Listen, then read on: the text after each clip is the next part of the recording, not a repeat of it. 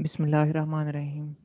चलिए स्टार्ट लेते हैं। वीक 3 का हम लोग आगाज़ कर रहे हैं। अभी तक हम लोगों ने बुनियादी जो हैं क्लासेस और स्ट्रक्चर के बारे में अभी तक पढ़ चुके थे। तो अब हम लोग मज़ीद आगे चलते हैं कोर्स आउटलाइन को फॉलो करते हुए।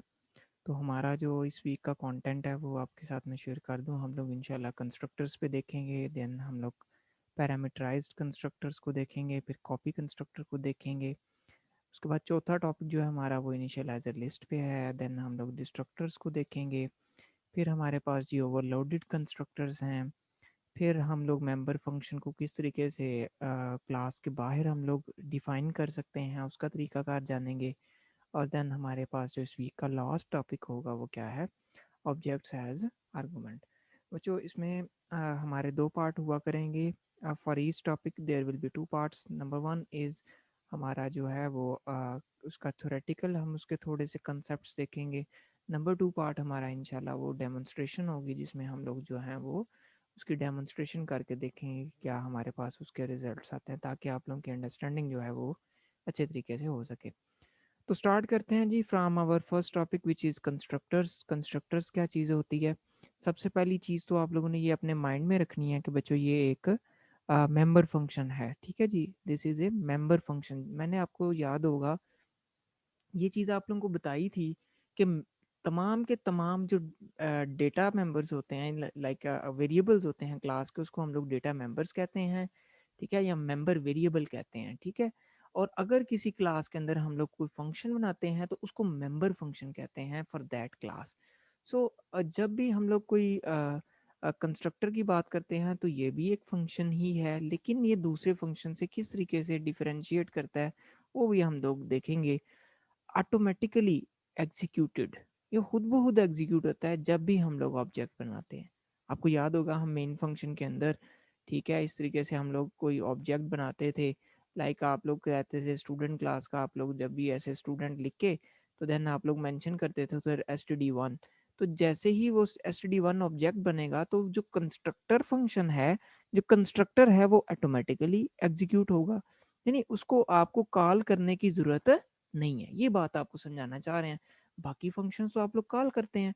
तो एक तो चीज़ आप लोगों ने ये समझनी है, ठीक है जी, कि कंस्ट्रक्टर जो है उसको कॉल करने की ज़रूरत नहीं होती, ये बल्कि खुद ब खुद एग्जीक्यूट होता है।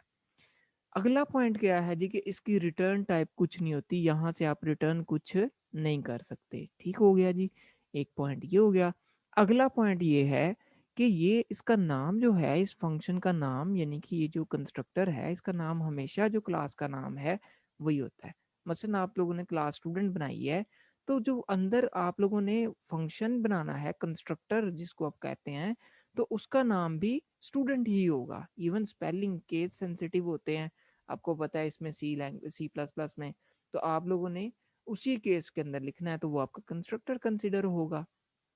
तो एक तो पॉइंट ये हो गया।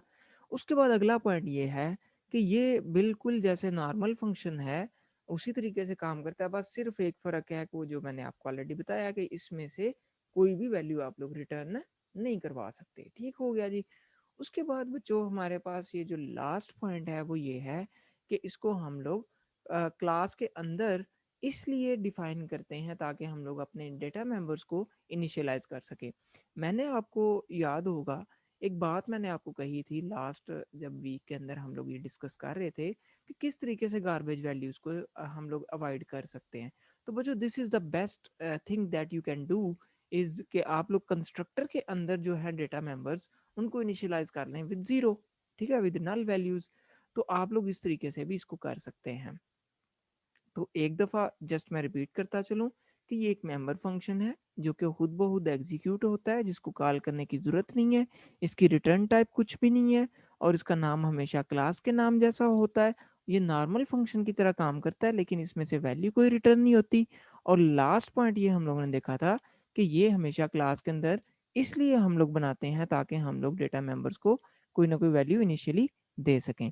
तो बच्चों मुझे उम्मीद है कि ये पॉइंट्स आप लोगों ने अपने जहन में रखे होंगे, क्योंकि अभी जब हम लोग इसकी डेमोन्स्ट्रेशन करेंगे, प्रैक्टिकल एग्जांपल्स देखेंगे, तो आप लोगों को समझने में आसानी होगी। तो अभी मैं इसको जो है वो इसकी प्रैक्टिकल एग्जांपल्स आपके सामने रखता हूँ कुछ, तो इंशाल्लाह मुझे उम्मीद है कि आप लोगों को समझ आएगी। لیں جی ہم لوگ پریکٹیکل کی طرف آتے ہیں. تو بچوں یہاں پہ وہی چیز ہم لوگ ایک پروجیکٹ بناتے ہیں. ٹھیک ہے, اس کو ہم لوگ کنسٹرکٹر کا نام دیتے ہیں. اس کا نام ہم لوگ کنسٹرکٹر رکھ لیتے ہیں جی. دین ہم لوگ اگین ادھر سے کنسول, ٹھیک ہے, اور کنسٹرکٹر ڈیمو اس کا نام رکھ لیتے ہیں. اس کو ہم لوگ آگے لے کے چلتے ہیں جی. اس کا نام ہم لوگ یہی سیو کرتے ہیں. تو یہ ہمارے پاس ایک نیا پروجیکٹ کھل جائے گا. دین ہم لوگ یہاں پہ یوزنگ نیم اسپیس std لکھیں گے. ٹھیک ہے جی.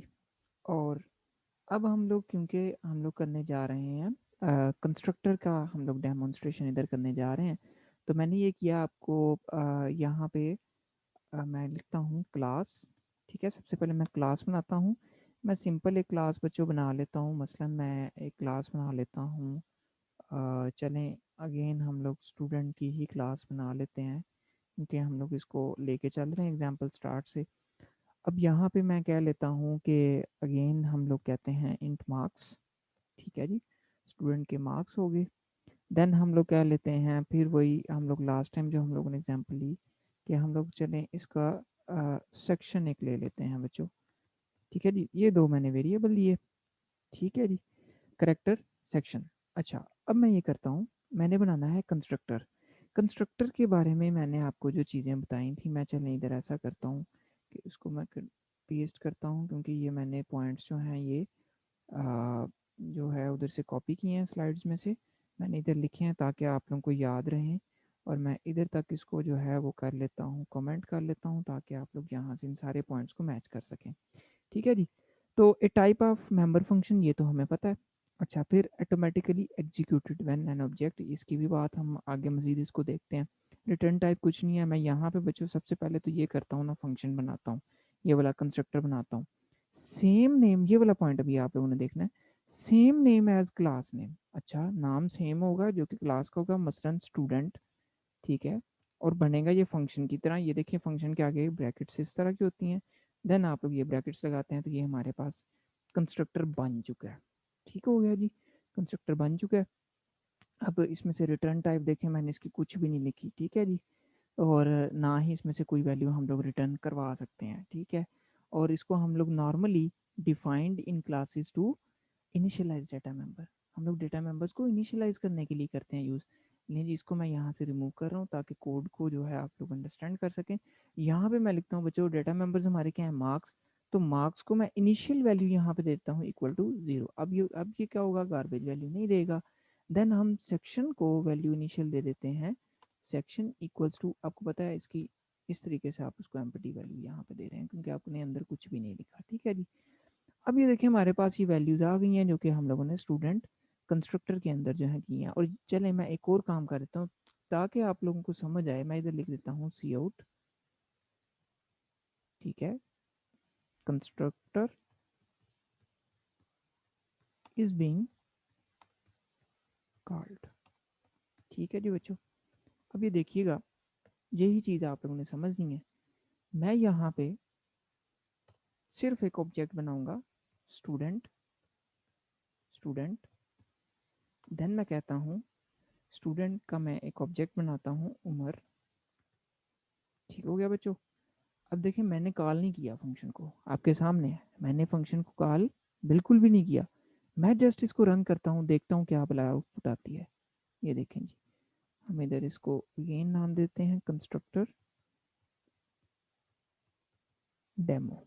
ٹھیک ہو گیا جی. اب ہم اس کو رن کرتے ہیں. اب دیکھتے ہیں جی ہمارے پاس کیا یہاں پہ آؤٹ پٹ آتی ہے. تو آؤٹ پٹ ایز یوزول ہمیں پتہ ہی ہے کہ یہ چیز آئے گی جی, کنسٹرکٹر از بینگ کالڈ. ٹھیک ہے جی, we are waiting for out put. تو یہاں پہ ہمارے پاس ہی سوری ہم لوگوں نے ایک چیز مس کی ہے, وہ یہ تھی کہ ہم لوگوں نے اس کو پبلک نہیں کیا. ٹھیک ہے, کنسٹرکٹر ہمیشہ پبلک میں ہوتا ہے, یہ بھی بات آپ نے یاد رکھنی ہے. کنسٹرکٹر کو آپ لوگوں نے پرائیویٹ نہیں رکھنا. ٹھیک ہو گیا جی, یہ بھی بات آپ لوگوں نے یاد رکھنی ہے. تو اس کو رن کرتے ہیں جی. تو اب ہمارے پاس ایرر آیا جی, ایمپٹی کریکٹر کانسٹنٹ. ٹھیک ہے جی, اس میں ہمارے پاس سیکشن ہے.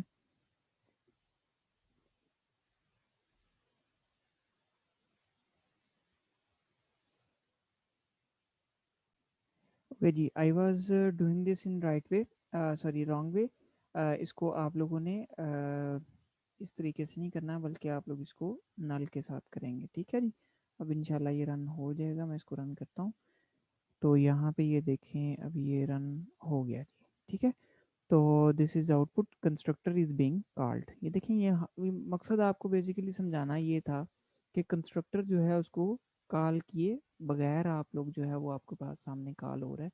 तो यही चीज़ आप लोगों को बच्चों समझानी थी कि किस तरीके से आप लोग कंस्ट्रक्टर जो है वो काम करता है, ठीक है जी। अगेन मैं इसको थोड़ा सा आपके सामने रखता हूँ किस तरीके से ये काम कर रहा है जी। सबसे पहले आपके सामने ये देखें, आप लोगों ने क्लास बनाई स्टूडेंट के नाम से, उसमें हमेशा कंस्ट्रक्टर जो है वो पब्लिक के अंदर होता है, ये बात आपने याद रखनी है। तो ये देखें हमारे पास स्टूडेंट है और ये हम लोगों ने देखें नाम उसका सेम रखा है, ठीक है।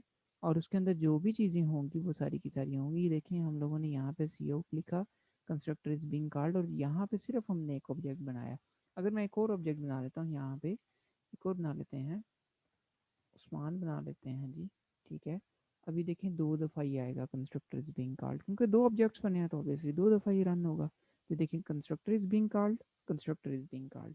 तो यही बात बच्चों आप लोगों को समझानी थी कि कंस्ट्रक्टर क्या चीज़ होती है। मुझे उम्मीद है कि आप लोगों को ये समझ आएगी। तो ये आपका टॉपिक 1 था। आगे हम लोग टॉपिक 2 की तरफ जाएंगे, ठीक है जी।